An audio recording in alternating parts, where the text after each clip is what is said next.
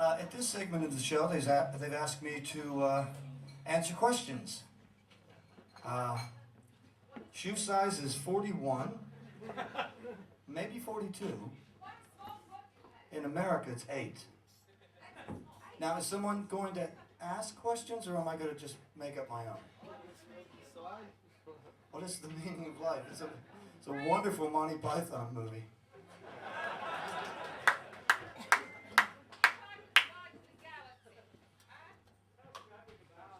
Tell us about the guitar. Okay. This guitar was invented about 10, 11, 12 years ago by a guy named Ken Parker in Massachusetts. And it's the most revolutionary thing that's happened in guitars. It only weighs 4 pounds. As you can see, it's really, really light, small, but it has like all the greatest modern technology built into it. So it's coated like an M&M. It's a wooden guitar, but it's coated like an M&M with this really tiny, thin, space-age fiber that makes the wood 10,000 times stronger. So you can hit people with it. You can knock buildings down with it if you want. You can stand on the neck. I do that a lot at home. They tell you you can stand on it, so I've been doing that. Who's got another question, though? There's more things I could tell you about this guitar for an hour, except that it's called a Parker Fly, and it's a beauty, mate. Adrian, we've got a question from Andrew here. Okay, we got the microphone up now. Okay, we've got a question from Andrew. Andrew. Hi, Adrian. Great to see you in Melbourne. I wish I could see you too. I'm over here. Where the heck are you? Go ahead, Andrew. I'm sorry. Go ahead. I discovered you on the Baby Snakes video with Frank Zappa. You can probably remember vaguely playing on. I remember something about a skirt. I guess my question is, what's the most important thing you learned about music from playing with Frank? Many, many, many things, and all of them related to how to be a world-class kind of player, musician, recording artist, whatever you want to call it, tour around the world, do all those things professionally and correctly. But I think the first thing that he taught me, the very first thing that I really, really needed, he showed me how to play in odd time signatures. He had a little exercise he showed me. I'll show it to you. 3, 4, 5, 6, 7. That's the exercise, how to play in 7. Frank said to me, Frank said, I never play in 4/4 very often, so you're going to have to learn to play in all the other ways. Let me find an appropriate sound. Yeah, he just had a little guitar, and he was just showing me, here, try this.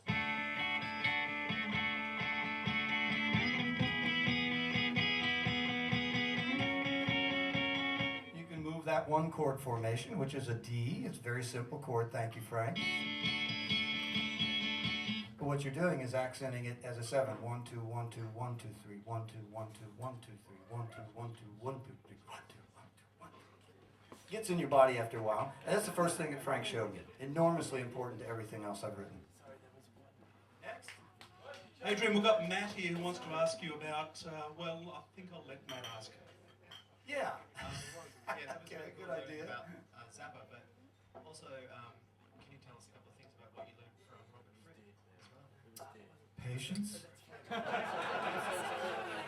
Forgiveness.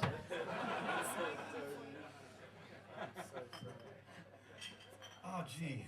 It's been a learning experience together as a partnership, so it's kind of like you'd have to hear both sides to see what it's really like, but for me, just being around Robert is educational, much like being around Frank or David Bowie.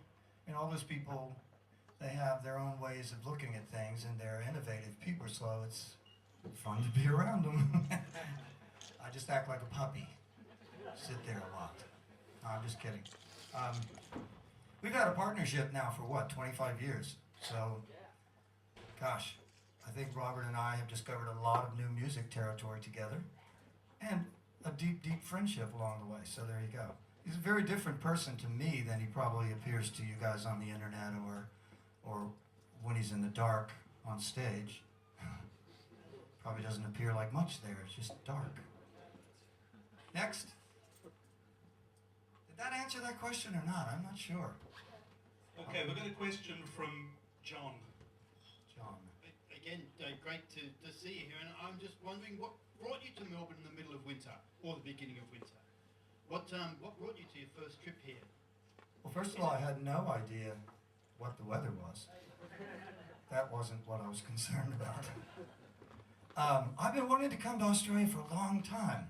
And it seems like every tour that I thought I was coming to Australia on, be it David Bowie in 1990, Sound and Vision, or King Crimson several times since then, always seems to somehow fall apart in the end. So I never could make it back here. So, no Talking Heads, I didn't come with them either. I just came with David Bowie once in '78. So, showing my age now, I would like to say that what I decided was you got to get to play there. The only thing you can do is just go. I felt like I just had to come here and trust and have faith that I would get great people playing with me like Al and John and all the other people who worked around me. Now, the thing that really happened here is there's some people here tonight, most of the people are here tonight, that put this all together in the first place and worked on it for about, what would you say, Karen, Heather? 2 years? Was it 2 years that we worked on putting this together? Who's there? Anybody there? Karen, Heather, are you here? They left the building. Hopefully they're not down in that horrible smelling dressing room. Maybe they are. Anyway, I think it was about 2 years ago we started this process, emails, phone calls, etc. It's been a lot of work on their part. I'd like to say thank you to all of them for everything they've done. I'd like to march them up here, but they're not here. Anyway, so that's how it happened. I just made it happen. Up the back. Adrian, we have another question here. Your name, sir? Simon. Let's hear your question. Elephants and rhinoceroses, you have a bit of an infatuation, and I was wondering, tell me a story. I like large, ponderous animals. I have a fetish for them. Actually, I don't know. Ever since I was a kid, I loved elephants, and rhinos seemed like they were from another planet, maybe a dinosaur from another planet. And then I loved dinosaurs, so I don't know. It's just in my blood from when I'm still pretty much a kid, I guess. That's what I'm trying to do. So what happens in my guitar playing is I, make a grunt, or something, and go, oh, that could be like a rhinoceros if you work on it a little bit. Add a little snorting and, add a little stuff like that. I'll show you here. I'll bring you up a rhino. Whoa. Whoa. Now, it turns out, so I start fooling with those kind of sounds, and then I have to do something with them, so I put them in songs. So I write songs about big animals and other things. Turns out that rhinos don't sound like that at all. I didn't know. They have a very high-pitched kind of, like a blue whale or something. Next question? I'm going to play in just a second. Okay, You want me to Adrian, play or answer another question? No, we have a question here from Trent. Hi, Adrian. Great to see you here. Just wondering how the Talking Heads Tom Tom Club connection came about, and how involved you were in the studio for Remain in Light and the first Tom Tom Club album. Okay. That's a long answer, but I'll try to be as brief as I can. My involvement with Remain in Light all happened in one day, but it was a very crucial day because they were stuck. They told me later they were tired of the record up to that point, didn't know where to go with it. And I came in and didn't know what was going on, so I just played my heart out on it. Loved it. It was so much fun to play on. Wow. Just all these sort of groove tracks. There weren't even vocals or anything. It's like, woo-hoo. I just had a ball on it. And then after I got so excited by it, they said, oh, must be good, let's finish it. And they went on from there. That's what Jerry Harrison told me many times since then. But,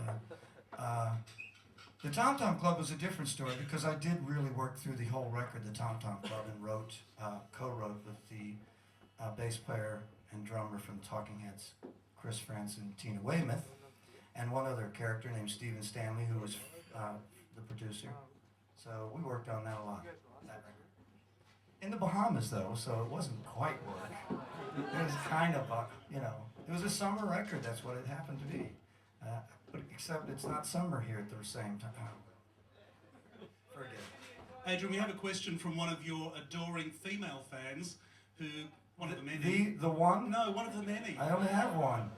Who goes by the name of Veronica. Here you go. I was just wondering, what's your practice regime? Well, you know, I've always just tried to play a lot. I don't know written music. I'm self-taught, so little dots on paper just confuse me. So I don't really know scales and things. You know, what I do is just try to play a lot. And because I love to play, I mean, I was playing guitar for the 20 minutes before I worked out here, because I just love to play. So I was just walking around the dressing room and playing. So I don't really have a regiment because I don't think I need one in that sense. Now, other people I work with and know have very stringent regiments. Robert practices a good hour or two a day with a metronome.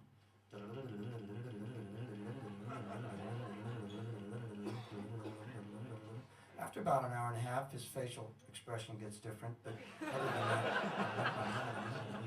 it changes. So, and that's why he can do what he does.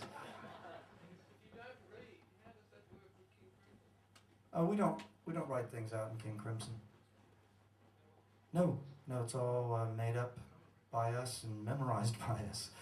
We torture ourselves for hours on a day.